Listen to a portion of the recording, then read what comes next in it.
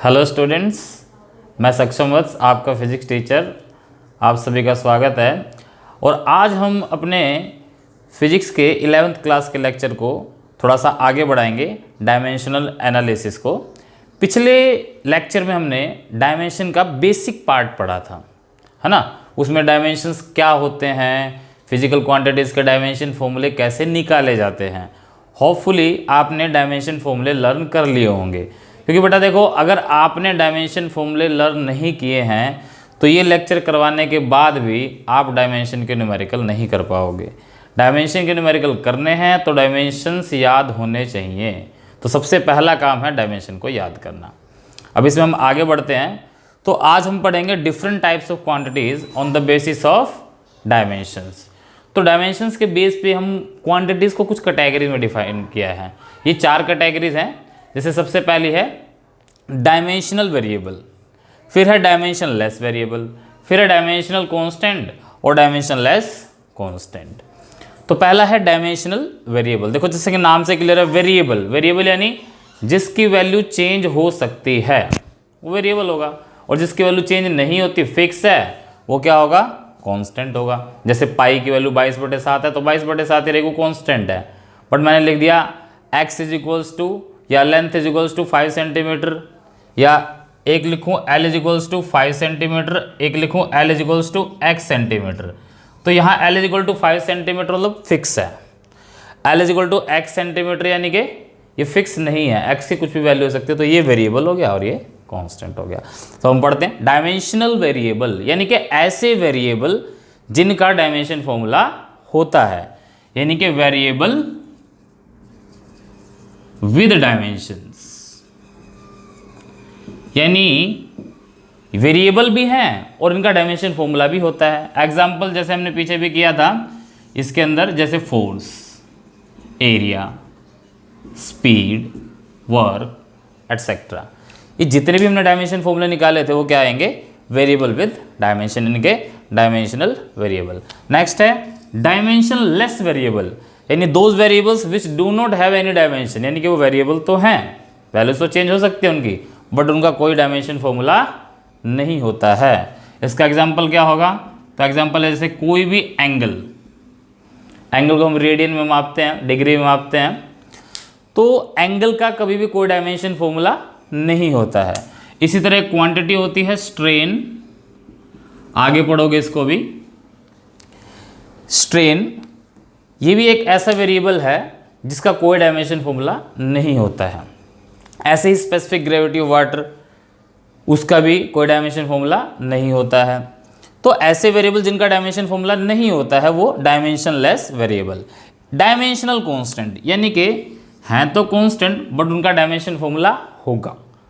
जैसे यानी कि इसमें क्या आ जाएगा, constant, these are constant with dimensions. तो इसका एग्जाम्पल की बात करें हम, तो एग्जाम्पल क्या होगा इसका, एग्जाम्पल होगा कैपिटल G, पढ़ा हुआ तुमने पहले, ये 9th क्लास में आया था, यूनिवर्सल ग्रेविटेशनल कांस्टेंट,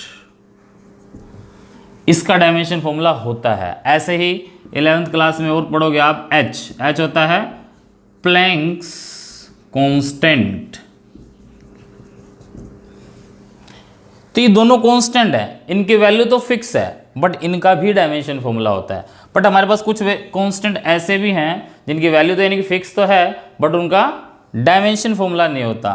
एग्जाम्पल पाई 22/7, एक्सपोनेंट, एक्सपोनेंशियल सीरीज, वो ये भी 11th में पढ़ोगे आप। और इसके अलावा कोई भी इंटीजर 1 to इन्फिनिटी, यानी कि गिनती होती है ना 1 2 3 4 5 6, इनमें कोई भी नंबर आ जाए उसका कोई डायमेंशन फॉर्मूला नहीं होता है। तो ऐसे ये 4 टाइप की क्वांटिटीज होती है on the basis of dimension. ये आपको पता होनी चाहिए क्योंकि डायमेंशंस के न्यूमेरिकल में इनका इस्तेमाल होता है। अब इसमें आगे बढ़ते हैं। तो देखो अब हमने ये पढ़ लिया कि बेटा डायमेंशंस क्या होता है, कैसे उसको हम डिराइव कर सकते हैं। अब बात आती है डायमेंशन का इस्तेमाल कहाँ कहाँ होगा, यूज़ क्या है डायमेंशन के। ये भी कर लिया कि डायमेंशन की टाइप्स कितनी है, सॉरी फिजिकल क्वांटिटीज की टाइप कितनी है on the basis of dimension. But how the dimensions can be used in any application, तो हम कहते हैं uses of dimensions, uses of dimensions. तो डायमेंशंस का इस्तेमाल 3 तरीके से हम लगभग करते हैं। पहला है to check accuracy of formulae, second to derive a formula, third to convert one system of unit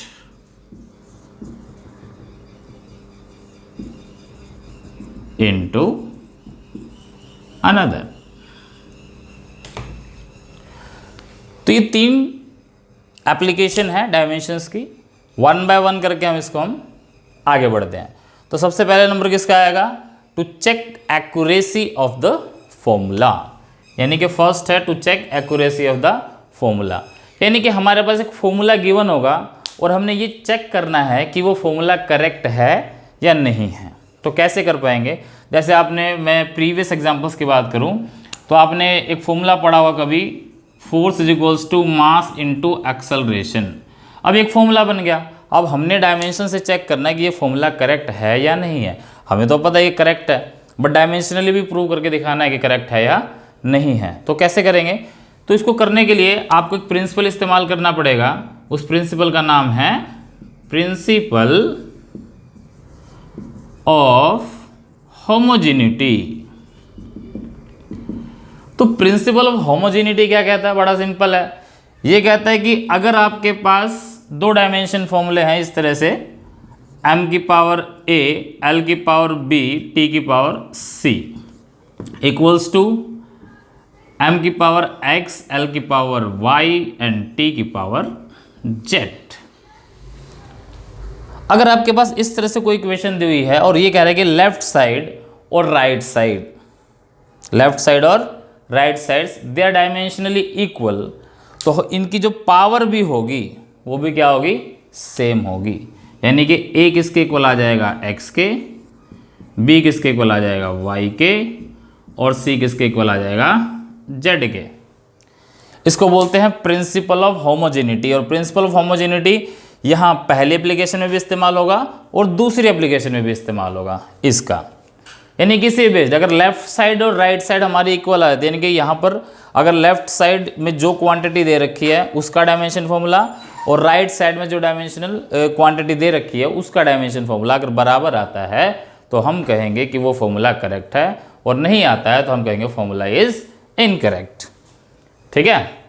और एक चीज़ में जोड़नी पड़ेगी तब हम इस क्वेश्चन को सोल्व कर पाएंगे। दूसरी क्या है?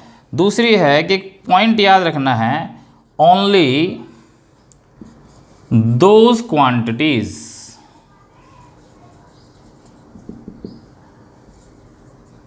कैन बी एडेड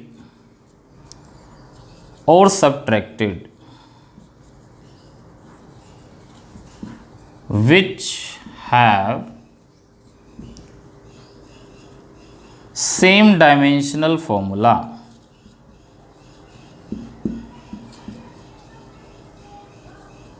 वही क्वांटिटीज ऐड हो सकती हैं या सब्ट्रैक्ट हो सकती हैं जिनका डायमेंशन फॉर्मूला सेम है। इसको इस तरह से समझ सकते हो आप कि भाई लेंथ में क्या जुड़ सकता है? लेंथ। मास में क्या जुड़ सकता है? मास। जैसे मैं कहूं मेरे पास भाई 4 मीटर कपड़ा है और 2 किलो सेब है।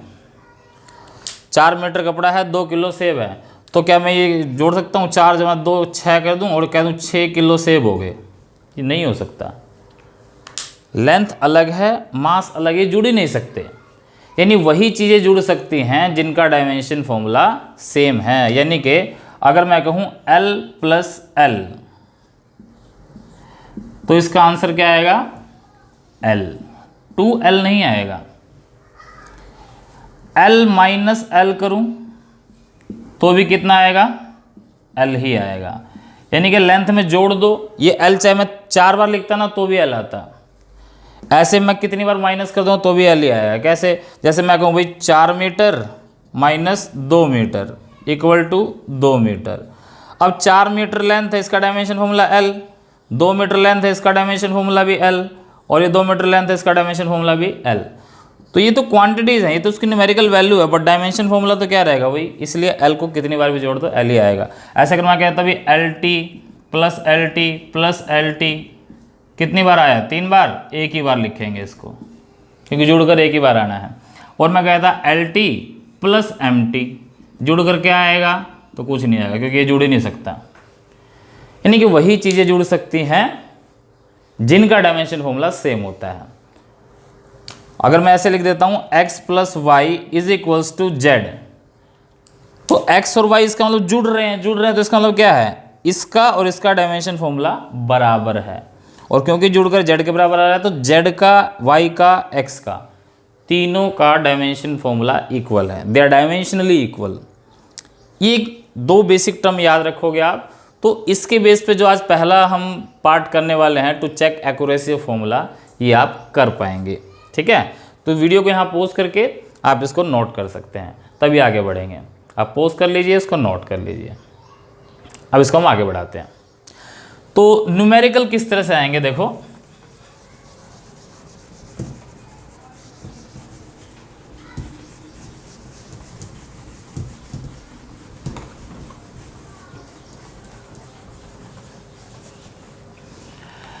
तो सबसे पहले तो चेक एक्यूरेसी फॉर्मूले में जो न्यूमेरिकल आएगा, पहला ही न्यूमेरिकल लेते हैं। जैसे मैंने लिया F is equals to mv² upon r। 9th class में आपने पढ़ा होगा, ये फोर्स का फॉर्मूला होता है, ये सेंट्रीपिटल फोर्स का फॉर्मूला है। इसको हमने डायमेंशनली प्रूव करके दिखाना है कि ये करेक्ट है या नहीं है। तो हम पहले लेते हैं taking left hand side, left hand side लेंगे। लेफ्ट हैंड साइड में क्या है भाई, F क्या है, फोर्स का dimension formula mlt minus 2, solve हो गया। फिर ले लीजिए आप taking right hand side, right hand side में क्या है, mv² अपॉन r। उस क्वांटिटीज के अंदर ये बताएगा जब ये क्वेश्चन देगा कि m क्या है, v क्या है, r क्या है। तो यहाँ m है मास, v है स्पीड और r है रेडियस ऑफ सर्कल। तो भाई मास का डायमेंशन फॉर्मूला क्या आएगा, m, वेलोसिटी का क्या आएगा या स्पीड का क्या आएगा, LT माइनस 1 इसका होल स्क्वायर, और r क्या है, रेडियस को कैसे मापते हैं, मीटर में, सेंटीमीटर में, इसी में मापी जाएगी, यानी कि लेंथ है एक तरह की। तो रेडियस का डायमेंशन फॉर्मूला क्या हो जाएगा, L। तो देखो मैं इसीलिए कह रहा था कि अगर मान लो आपको F के डायमेंशन फॉर्मूला नहीं पता, ये नहीं पता, किसी एक का भी डायमेंशन फॉर्मूला अगर पता ही नहीं है तो मेरे को सोल्व ही नहीं होगा। इसलिए आपको डायमेंशन फॉर्मूले सबसे पहले याद करने हैं। आपके पास कोई भी बुक हो, बुक के शुरू के 1 to 30 जो डायमेंशंस दे रखे हैं वो याद कर लीजिए, या कम से कम इतना तो कर लीजिए जो मैंने अपने लेक्चर में, पिछले लेक्चर में डायमेंशंस लिखवाए थे वो याद कर लीजिए। उसके अलावा भी बीच में कुछ डायमेंशन फॉर्मूला लिखवा दूंगा आपको। तो आगे बढ़ते हैं, इसको सोल्व करते हैं। एक ये कितना हो जाएगा, इसको सोल्व करोगे, m ओपन करो L2t माइनस 2, नीचे हो गया L, एक L से L कट गया, क्या बचा MLT माइनस 2। तो राइट हैंड साइड भी इतनी आ गई, लेफ्ट हैंड साइड भी यही थी, तो इसका मतलब left hand side is equals to right hand side, hence formula is correct.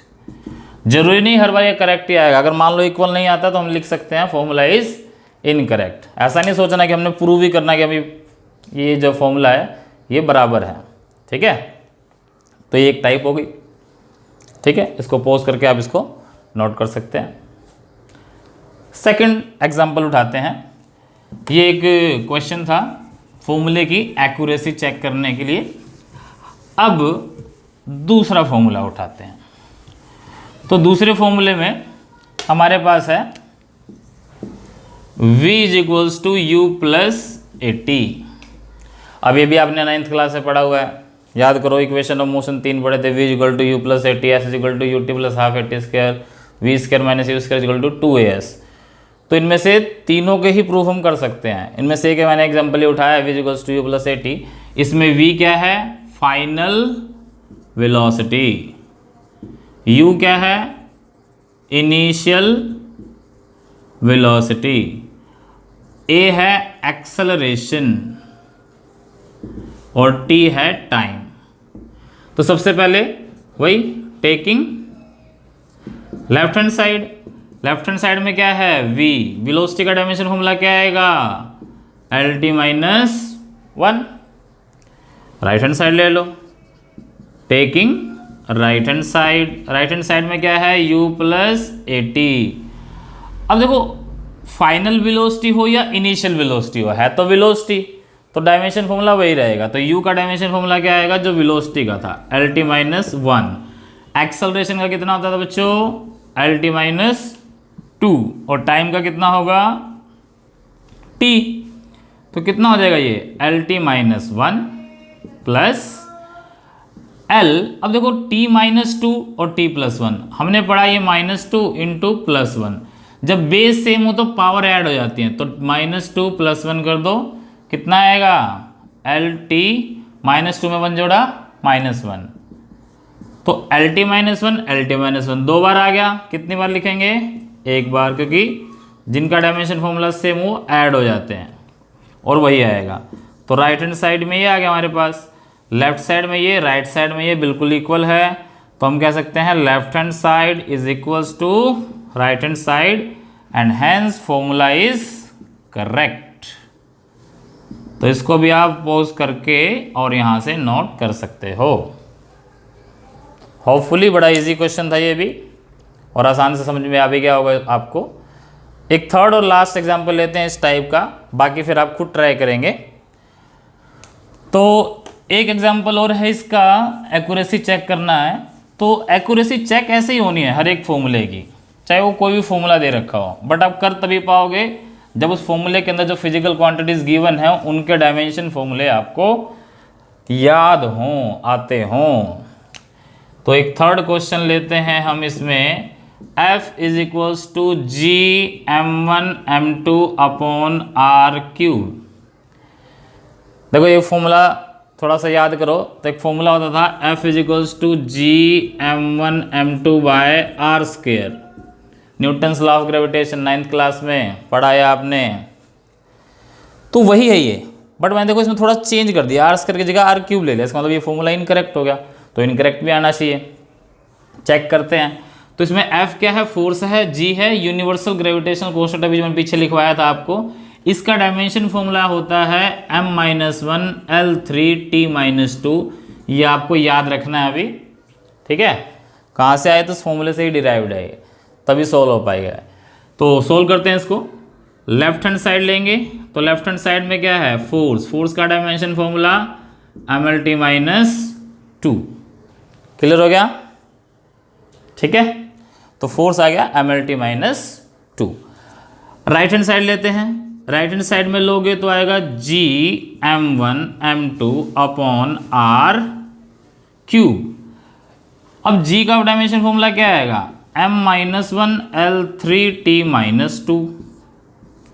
m1 का m2 का भी क्या आएगा? m डिवाइड में r का क्या था? l, और r की पावर 3 है तो L3 हो जाएगा। L3 से L3 कट गया, m की पावर -1, और देखो ये m इंटू m स्क्वायर हो जाएगा। तो m की पावर ये 2 हो गया और ये हो गया m की पावर -1। बेस सेम पावर जुड़ेंगी, दो में से एक जाएगा तो कितना बचेगा? 1, यानी कि ऊपर बचा m ओनली और t-2। तो left hand side is not equal to right hand side, hence formula is incorrect. ठीक है, फॉर्मूला क्या आ गया? इनकरेक्ट आ गया। तो इस तरह से आप to check accuracy of the फॉर्मूले के न्यूमेरिकल्स कर सकते हैं। ठीक है, तो इस वीडियो के अंदर इस टॉपिक को हम कवर करेंगे।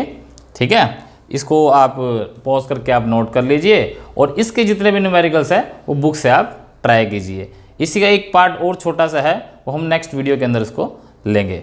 ठीक है, तब तक के लिए ये न्यूमेरिकल करते रहिए। Okay, thank you.